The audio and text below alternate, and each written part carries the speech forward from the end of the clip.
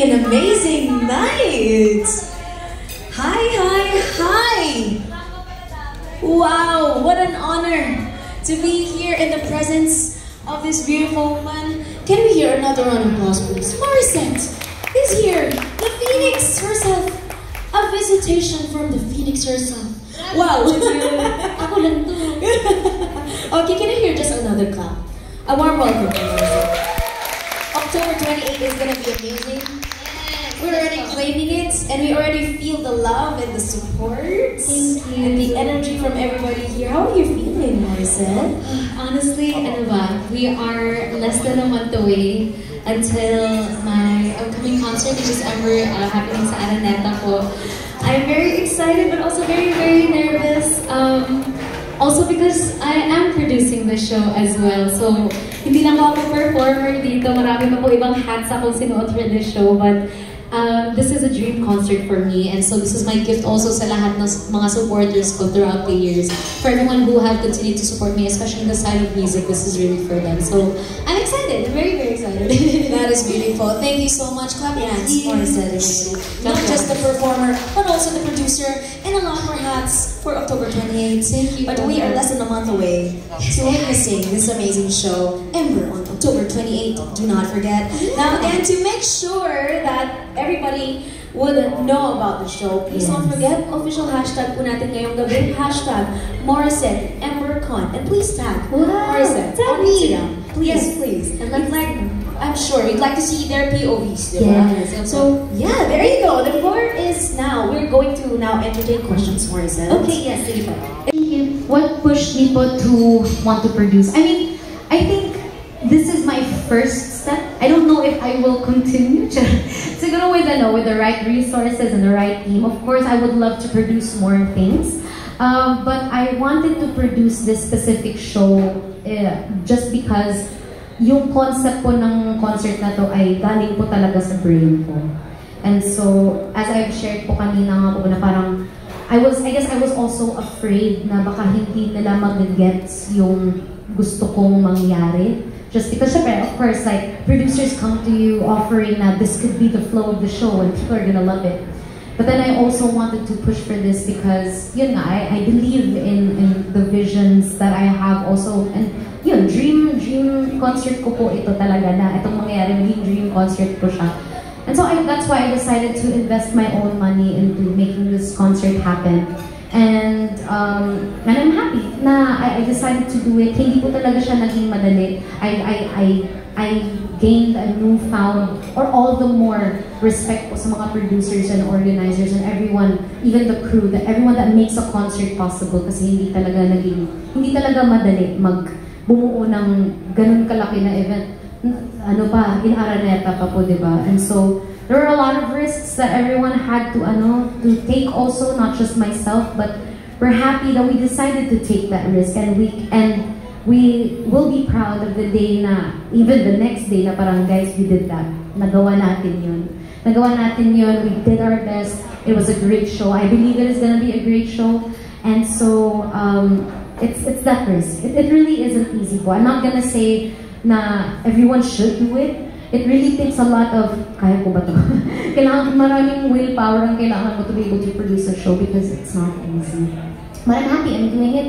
And I'm excited na makita po ng mga tao din yung mga, I guess yung mga gusto ko personally mangyari din in the show. So I'm very, very excited po. Thank you. One more. Yes, sir. If you can produce again, will you produce another show for you or a concert for another artist?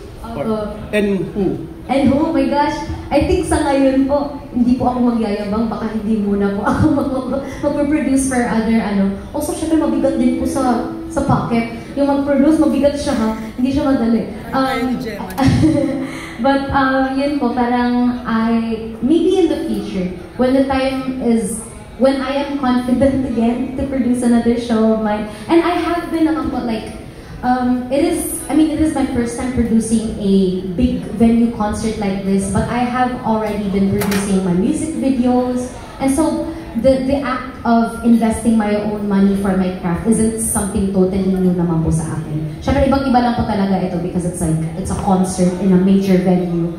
I think for now, di muna ako magpo-produce for other artists muna just because I want to be able to also prove myself na i-prove ko din po yung sarili ko na kaya ko din po talaga. I'm just very, very grateful also po na I have a great team helping me out. Shout out to Gabi na Naman Productions, thank you so much.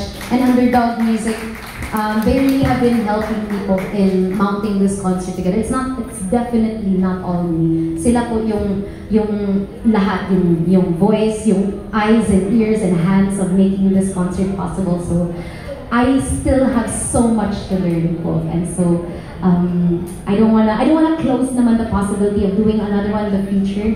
But for now, this is our goal, and we are gonna push through it, and it's gonna be amazing. Last question. Yes, sir. You mentioned kasi kanina baka hindi maintindihan yung show or something. Yes. But can you tell us something about the show without spoiling it?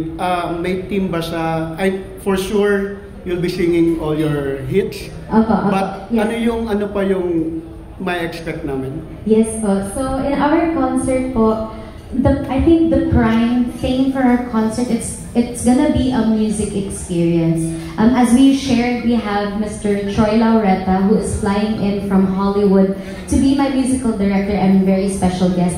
I think just the investment in that alone is a really big leap. It's a really big leap for me and my team.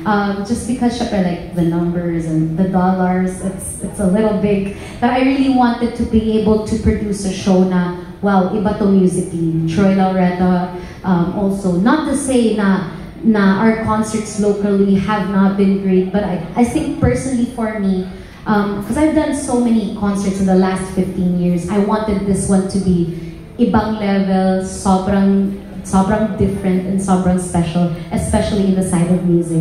So there's that, but we have Troy Laureta as our musical director.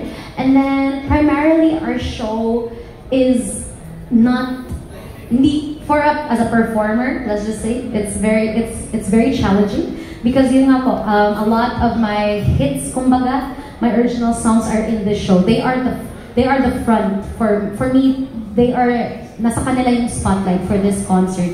So people are gonna be hearing, of course, the classics. Akin Ka Na Lang, Diamante, naririnig mo ba? Even yung hindi ko laging kinakanta na, and alam mo mga fans pa to, hindi ko laging kinakanta na gusto ko na bumitaw, ay maririnig nila sa concert na to. Hindi ko na nakanta yun. And alam nila na parang ito si Morino, to the point na parang sasabi, ayaw mo ba yung gusto mo bumitaw? Kasi gusto ko siya. Mahirap lang talaga siyang kantahin. Pero for this show, gagawin ko. Kahit hindi siya lang, gagawin ko siya ulit. And so, there's that po. And, yun. And even just in the side of creatives po, we're trying to make it different po. Na, I guess in a way to put it na parang, how can we make the show grand na hindi yung usual na nakikita sa mga concerts? Ng mga tao sa mga concerts, especially from me. And I know a lot of my fans have been to a couple of my concerts. This one is gonna be different. Yun po ang sasabihin ko. Iba po talaga ito. Ibang Morris ito makikita nila dito. And so, dun alone, I am very, very proud. And I also have a lot of constant conversations also with my fans din po online, just doing live streams po na parang, ano bang gusto niyo makita? Or like, para sa inyo, ano ang sulit na concert? Ilang hours ba? Or whatever yung basehan niyo of a sulit na concert. So, marami po akong nakukuhang tips din po sa kanila because I also want them to, of course, enjoy, and I want them to get their money's worth as well. And so, yun po, we are doing a lot of things for this concert na I would say is very, very sulit po for sa lahat ng manonood po.